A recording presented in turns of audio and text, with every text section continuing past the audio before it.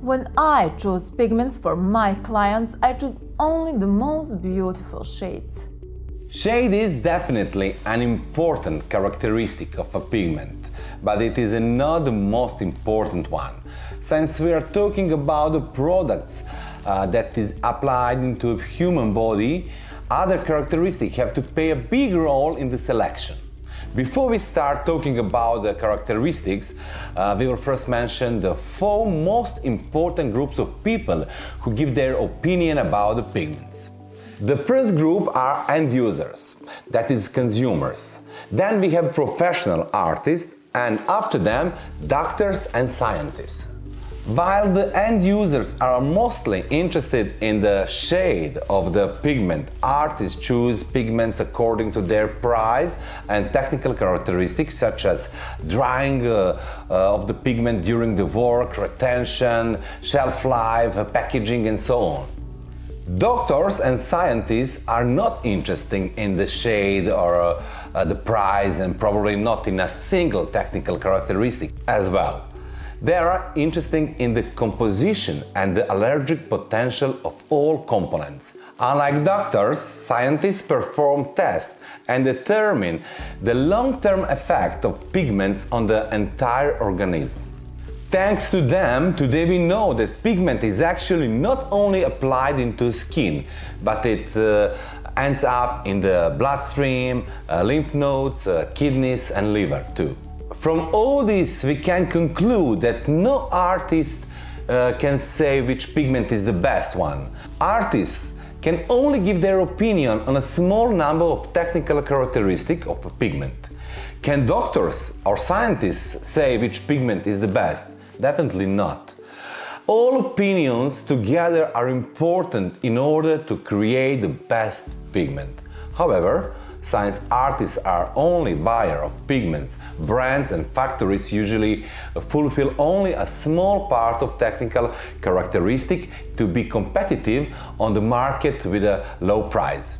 Additionally, the problem is that in most of the world there is no regulation that controls the production of the 2 and PMU pigments. For me, the best pigment is the one that I can put into the skin easily. The easiness of applying the pigment is very important. If the pigment is difficult to apply into the skin, the artist will need a long time to work and the skin can be easily damaged. This is probably one of the favorite characteristics of all artists. However, that we need to know is that impurities in pigments are one of the reasons why they are easy to apply. The size of the pigment particles itself is important, but with the addition of binders, the pigment binds to the fillers, that is impurities, and the result is an easy application.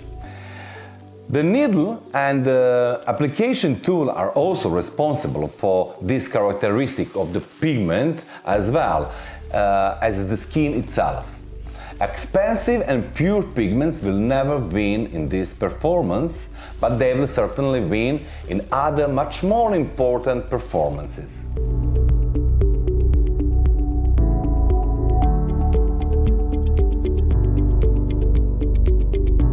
I just love this pigment. It has insane retention. We will often hear this description of a pigment, although this is not just a characteristic of the pigment itself. Retention depends on skin quality, pigment application quality, post-treatment care, and so on. For example, inexperienced artists will have poor pigment retention no matter what pigment they use, while more experienced artists have better and better pigment retention results over time. In order to artists to be able to give their opinion on 2 pigments on the skin, they will have to use 2 different brands with exactly the same shades, which is very rarely possible. We came to the conclusion that if artists have not used two different brands with different compositions and the same shades on the same skin, that is on the same clients, with exactly the same tool and same pressure on the skin, they cannot conclude if a pigment has better or worse retention. No matter how often you hear that this attitude from artists, the fact is that more than 98% of artists have not performed this kind of test. What I like most about my pigment is that it dries over time and gets thicker and thicker. This characteristic is actually a characteristic of technologically primitive colors. That is a mixture that have not been developed enough. The pigment that dries quickly in the air contains compounds that evaporate easily, and they are mostly harmful to the skin. In addition, evaporation increases the density of pigments over time, so the same pigment will be unevenly applied into the skin, which can result in different shades after healing. I hate small packages. When I shop, I buy a huge package so that I can have it for a long time. And it's also cheaper for me. Every package from which you can squeeze the pigment several times means that the products inside must contain preservatives that will preserve the products after opening. Theoretically, it will be ideal if there was a monodose, that is a single-use package that is sterile and does not contain preservatives.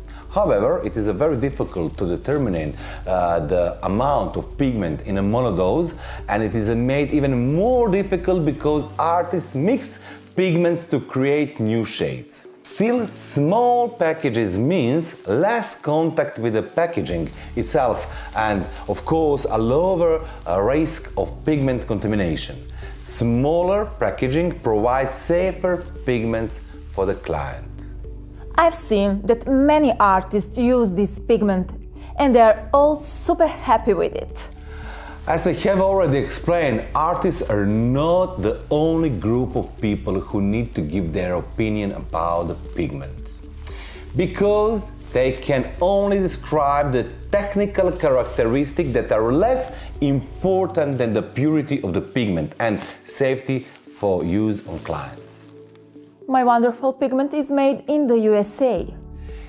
Even though the USA is the world's leading economy, whose products are known by their quality, the situation is completely reversed when it comes to tattoo, PMU and microblading pigments.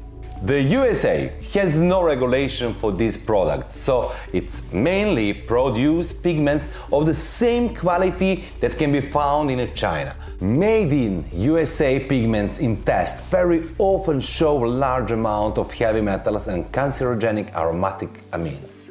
Made in USA is definitely not something that an artist familiar with the pigments would be brag about. I use only branded pigments.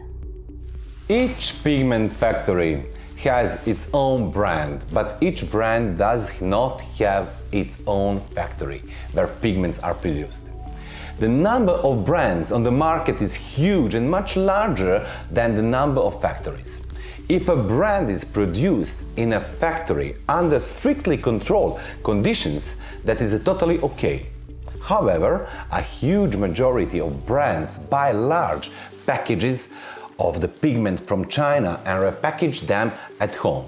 The brand of the products that is applied into the body is completely irrelevant in relation to chemical correctness and safety.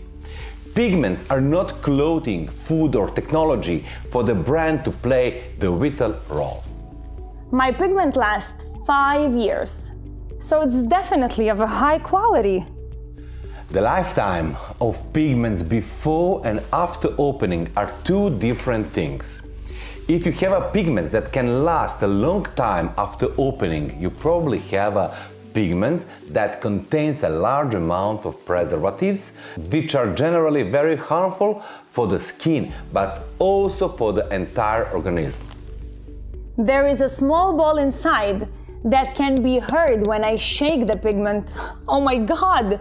They thought of everything. Amazing! Pigments that precipitate is also primitive in the technological sense. The ball will help to spread the pigment in the bottle, but what will stir your precipitated pigment in the container from which you take the pigment with machine? When I hear how much some artists pay for the pigment, I'm shocked.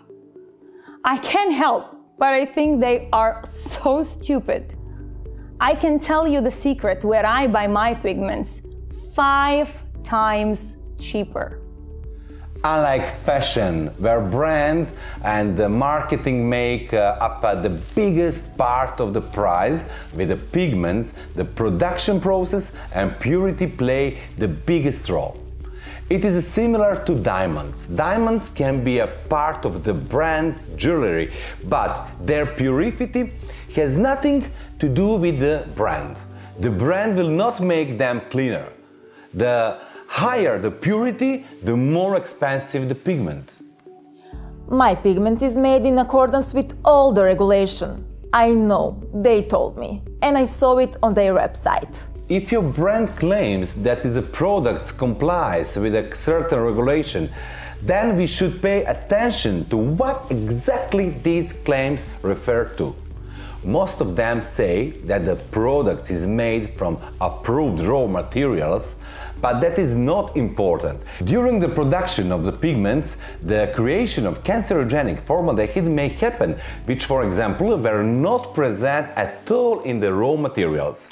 During the grindings of the pigments, heavy metals may appear that were not present in the raw material at all. The final products, that is the mixture, must be negative for all dangerous substances, not the raw material. Make a distinction when reading claims about complying with regulations. Raw materials and the end products are not the same, and many companies use the trick of approved raw materials to promote compliance with regulations. How did I find this brand? Well, I just Googled top PMU pigments and I found the list of the best ones. My pigment was in the first place. Charts that you will find on Google are more often written by copywriters and salespeople than professionals. If you find a link under each product where you can buy the products, you can be almost sure that the chart was created to increase the sales of those products. For such text and charts, marketing agencies are paid to sell specific products and not to research all products and display the top 5 or top 10 products. Such charts are completely irrelevant and should not be a source of information for professionals when making their choices. If you ask ChatGPT and Google same question, you will get completely different answer because ChatGPT, unlike Google, is not optimized to make paid sales. It drives me crazy when I heard that pigments can cause cancer. I've been in this business for 10 years. I've never heard of anyone getting cancer from a tattoo or permanent makeup. Thank God that I have not heard of such a case either, but I'm particularly concerned about this topic. The website Medipub provides thousands of scientific papers and research in which scientists alert the community to the high level of cancerogenic ingredients that can be found in tattoo, permanent makeup and microblading pigments. Tests are being carried out all the time, the conclusion of which lead to an appeal to focus much more attention on the long-term effects of the pigments on the entire organism. Remember when scientists linked paraben with cancer, paraben disappeared overnight. The more recent case with the baby powder also had a similar course. In 1893, a large company started selling baby powder that was later linked to controversies that it contained carcinogenic asbestos. It took tens and tens of years to establish the link between cancer and these products, and today this company is facing over 20,000 lawsuits from people who claim that they got cancer from these products. Let us pure and verified pigments and preserve the health of our clients as well as our careers. Because when we heard that someone got cancer because of pigments, that will be the end of all our careers.